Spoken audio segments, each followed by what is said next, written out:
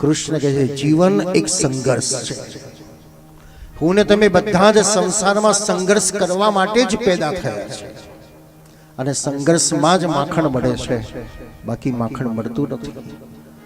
તમે પુરુષાર્થ ન કરો, આખો દિવસ ખાટલામાં બેઠા બેઠા ખાવ તો ભૂખ કોઈ ખાવાનો આનંદ આવે ખરો?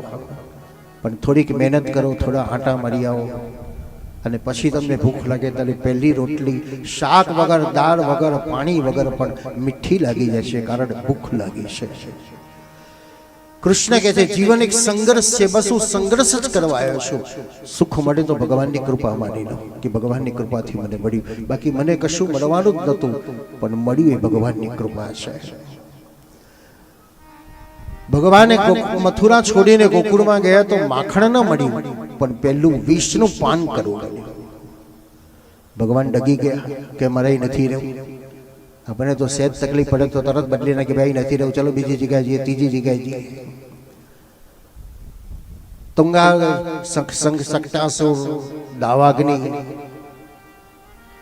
ભૌમાસુર, કાલિય નાગ, અનેક પ્રકારના રાજાઓ યુદ્ધ કર્યું, પણ કૃષ્ણ ક્યાંય નાસીપાસ ન થયા. કૃષ્ણની ડિક્શનરીમાં નેગેટિવ કોઈ વિચાર જ નથી, પોઝિટિવ વિચાર છે.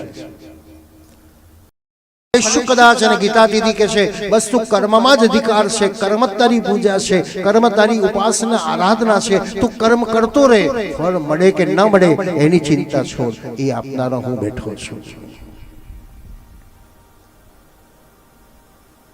ભગવાન ક્યાંય નાસીપાસ ન થયા અને યુદ્ધ કરતા, સંઘર્ષ કરતા કરતા દ્વારિકાધીશ સુધી પહોંચી ગયા છે.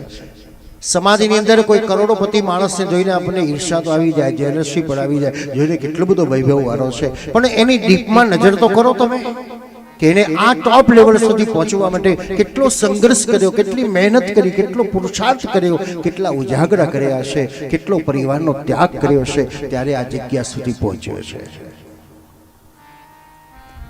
પણ આપણે તો ન મળે તો નાસી જવાનું, અને તેથી કૃષ્ણ કહે છે બસ પ્રવૃત્તિ મારે તો કર્મ કરતો જ રહે. મહાભારતના યુદ્ધની અંદર અર્જુન જે પોતાના હકનું રાજ લેવા માટે ભગવાને કૃષ્ણને કીધું, અર્જુન ભગવાન મારો રથ હંકારો, મારે મારા હકનું રાજ લેવું જ છે.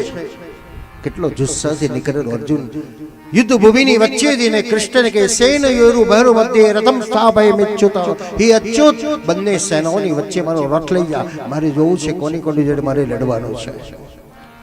અને ભગવાન યસર કહીને બંને સેનાઓની વચ્ચે રથ લઈ જાય અને અર્જુને જોયું, અને અર્જુનને જોતાની સાથે ઠંડી ચડી ગઈ, ઠંડ ધ્રુજવા લાગ્યો, કારણ ગુરુન હત્વાઈ મહાનુભાવા. અરે ભગવાન, આ ગુરુઓને, વડીલોને, દાદાઓને મારી મારીને મારે આ લોહીની પથારીનું રાજ નથી જોઈતું. ભગવાન મને ચક્કર આવે છે, મને ઢાળ ચડી, હું બેસી જાઉં, મને ઘેર મૂકી આવો, ઘેર મૂકી આવો. આપણે શું કહીએ, હારું બેટા હુઈ જા, કશું નથી કરું જા. અને આજના છોકરાઓ પછી એવું કે સવારે નિશાળ જવાનો તો મમ્મી પેટમાં દુખે છે, એટલે મમ્મી કે હાર બેટા હુઈ જા, અને પછી જાણે નિશાળનો ટાઈમ પતી ગયો એટલે તરત પાછો રમવા નીકળી જાય છે.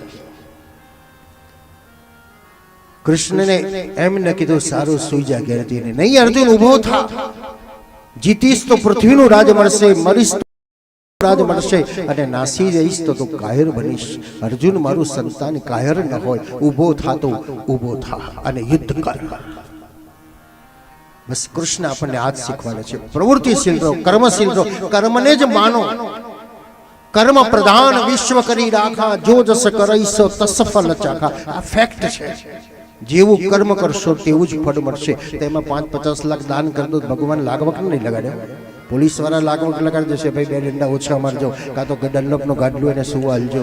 પણ કુદરતના નિયમમાં કોઈ લાગવક નથી. જેનું જેવું કર્મ છે તેવું તેને ફળ મળે છે.